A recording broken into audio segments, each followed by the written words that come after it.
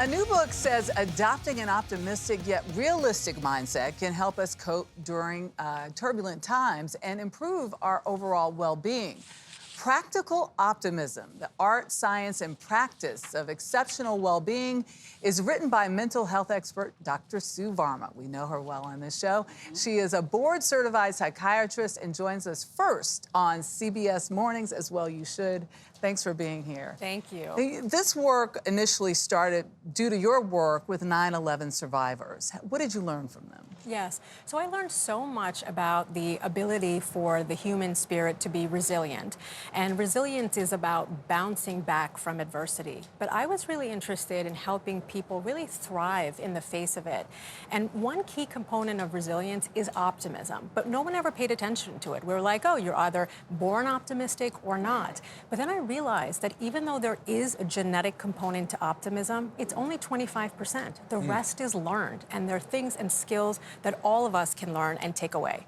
And so these people that are practical optimists, you say, they face and fix problems, what's broken, but then they improve on it. Exactly. Because when you look at the two words together, practical and optimism, you said they're really two competing thoughts. Yes, and you may think of like, okay, optimism is really the ability to perceive or anticipate a positive outlook in the face of uncertainty or doubt. But practical optimism takes that positive outlook one step further and turns it into positive outcomes through actionable, very clear, deliberate, intentional set of habits. And that's really what it's all about. You said habits are a choice. You said it's more than just looking on the bright side of Yes. things, because we can all do that. You said it's more than that. It's more than that, because toxic positivity is telling someone to just look on the bright side, that things will work out without understanding the depth and the gravity of what they've went through. So telling someone glass is half full is not a good idea. Yes, and just look, things will work themselves out. No, like that's great.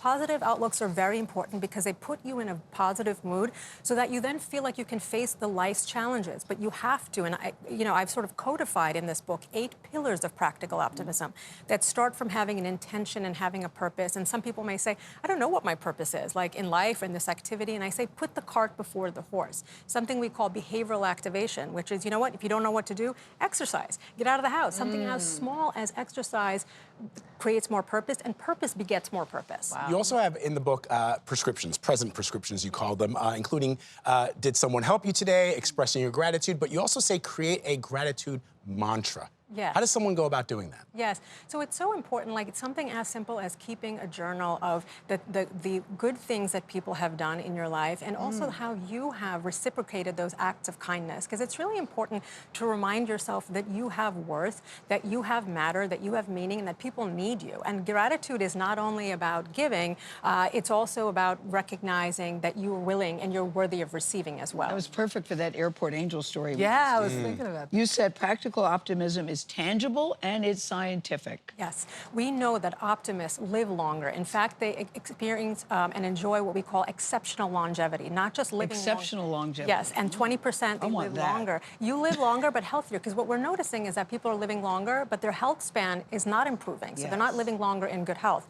Optimists from head to toe, less anxiety, less depression, less cardiovascular disease, less headaches, less strokes, more money, they are wealthier, they're more likely to save, they're more likely to get a job promotion, 40% more likely in the next year, 5 times more likely to be productive, less work, less burnout, stronger relationships. What I loved in your book, you said, giving yourself grace just to be leisure is how we thank our minds and bodies for all they do for us.